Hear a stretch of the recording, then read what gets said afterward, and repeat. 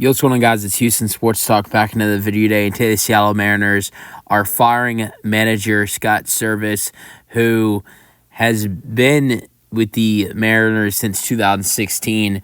They're replacing him with Dan Wilson as the interim manager.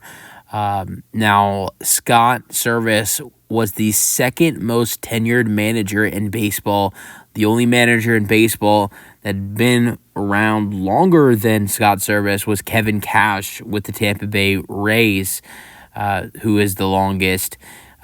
Being the manager since 2016, they have only won 90-plus games twice and only one trip to the playoffs in 8 seasons, and have had a brutal collapse recently.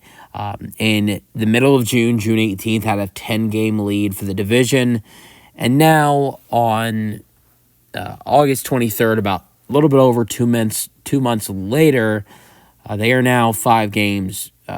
They're 5 games back from leading this division. The Astros have a 5-game lead. And as an Astros fan, I wanted to talk about this because this is big for the Astros. I mean, the Astros have already gained so much ground on the Mariners, and then them firing their manager, that has to change team. That has to change a team. Look, there's two ways this can go. Either the Mariners, this can change them in a good way, and they start playing good baseball, and that's bad for the Astros, or maybe they start falling apart even more. You never know how a team's going to do after firing a manager. I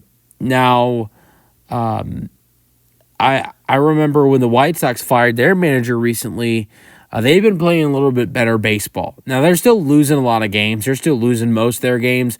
But offensively, the White Sox have been if you look at the stats before and after firing their manager, the White Sox have been better offensively and have won a couple of ball games here and there since firing their manager. The White Sox offensively as a ball club have been better, and that's been a problem for the Mariners. So maybe you'll see that happen with the Mariners as well. Obviously, I don't want to see that happen as an Astros fan, but I just think that they definitely could happen.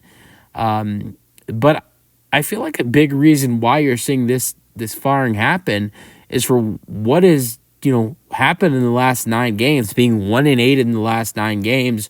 When if you look at it, in these last 9 games, they were I think still winning the division, right?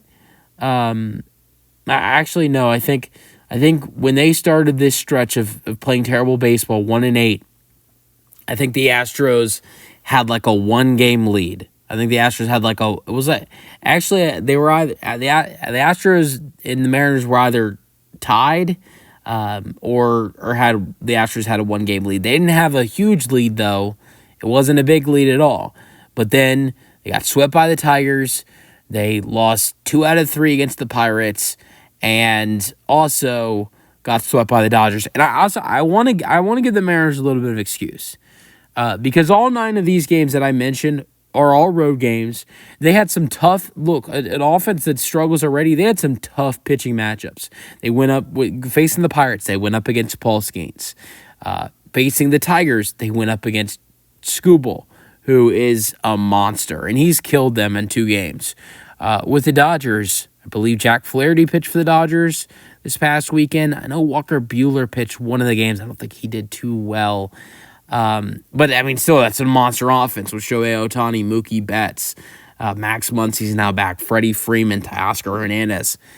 For road matchups, facing guys like Skubal and Paul Skeens on the road and going up against a Dodgers offense that is at home, I'm not saying that. I'm not trying to make excuses for this Mariners team, but those are some hard matchups right there. Those are some hard games to play on the road.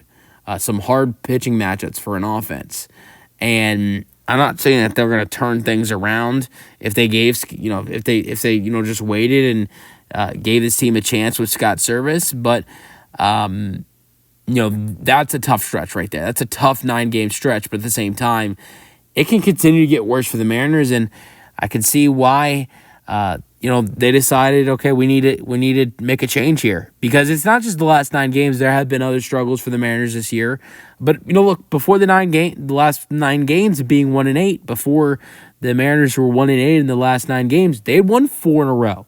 So, yeah, it's very interesting to see where this team will be at after letting go of their manager. Will they be improved? Will this improve them, or will this make them worse? Let me know your thoughts in the comment section. Where do you think the Mariners, go from here after firing their manager, who's been with them since 2016, and Scott Servais? Let me know your thoughts in the comment section, and peace out.